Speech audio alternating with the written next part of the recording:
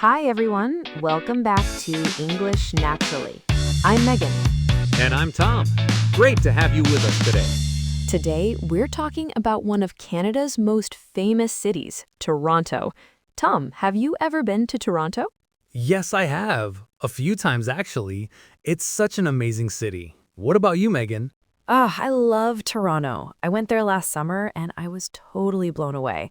There's so much to see and do there. So, for our listeners who might be planning a visit or just curious about the city, we thought we'd talk about what Toronto is really famous for. Right. And we'll use simple language so it's easy to follow along. Ready, Tom? Absolutely. So let's start with probably the most obvious thing, the CN Tower. When people think of Toronto, this is usually the first thing that comes to mind. Oh, yeah, definitely. It's huge. Like really, really tall. How tall is it exactly? It's about 553 meters high. That's over 1,800 feet. For a long time, it was actually the tallest tower in the world. Wow, that's incredible. And you can go up to the observation deck and see the whole city spread out below you. The view is absolutely incredible. On a clear day, you can see for miles and miles. Really? That far? Oh yeah, it's amazing. Actually, that brings up another thing Toronto's famous for. It's really close to Niagara Falls. Right, it's only about an hour and a half drive from Toronto to Niagara Falls. So if you're visiting Toronto, you can easily take a day trip to see one of the most famous waterfalls in the world. Exactly. That's really convenient. But you know what else Toronto is really, really famous for? Its diversity. I mean, it's one of the most multicultural cities in the entire world. Oh, absolutely. When you walk around Toronto, you hear so many different languages being spoken. There are people from everywhere. China, Italy, India, Jamaica, Somalia, the Philippines. Mm-hmm. I think I read somewhere that over half of Toronto's population was actually born outside of Canada. That's pretty amazing when you think about it. That is amazing.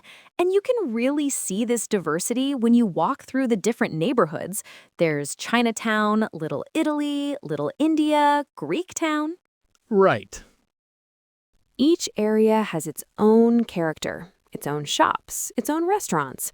Which brings me to another thing Toronto is absolutely famous for, the food. Oh yes, the food scene in Toronto is just incredible. Because of all that diversity we were just talking about, you can find authentic food from almost anywhere in the world. Exactly. Like you want Thai food? No problem. Indian food?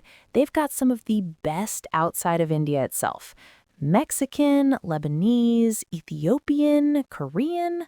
The list just goes on and on. And it's not just international food either. Toronto has become really known for its food trucks, its craft beer scene, and some really unique local dishes too. Oh, like pea meal bacon sandwiches? Have you ever had one of those, Megan? Yes, they're so good.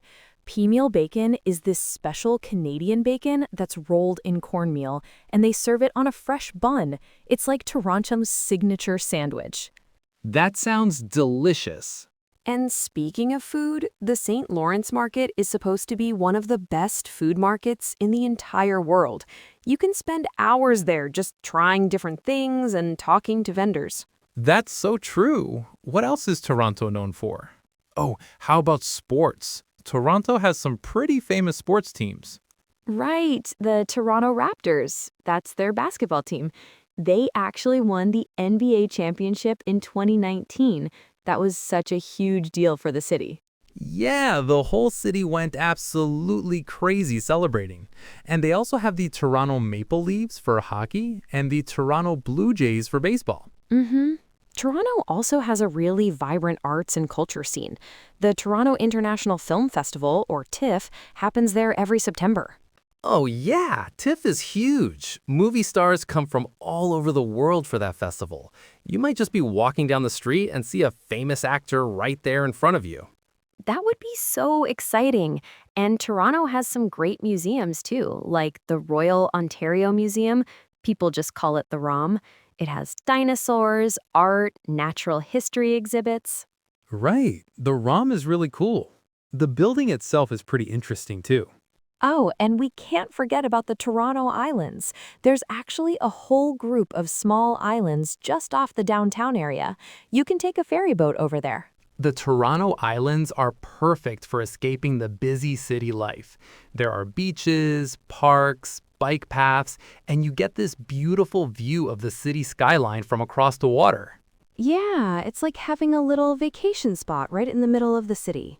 Exactly. So let's see. We've covered the CN Tower, the diversity, the food scene, being close to Niagara Falls, sports teams, arts and culture, museums, and the islands. Is there anything else we should mention? Well, Toronto is also known for being a really clean and safe city compared to other big cities of its size, and it's often ranked as one of the best cities in the world to live in. That's a really good point. And the public transportation system is pretty good too. They have subways, buses, and those old-fashioned streetcars. Right, the streetcars are kind of fun to ride. And Toronto is also famous for being really friendly to visitors. People are generally pretty helpful if you're lost or need directions. That's true. So there you have it, everyone. That's what Toronto is famous for. It's really an amazing city with something for everyone. Absolutely. Whether you're interested in culture, food, sports, nature, or just exploring different neighborhoods, Toronto really does have it all. Well, that's all for today's episode of English Naturally. Thanks so much for listening, everyone. Yes, thank you. And remember, if you have any questions about today's episode or suggestions for future topics, you can always leave a comment below. Next time, we'll be talking about American holidays and how people celebrate them. Until then, keep practicing your English naturally. See you next time.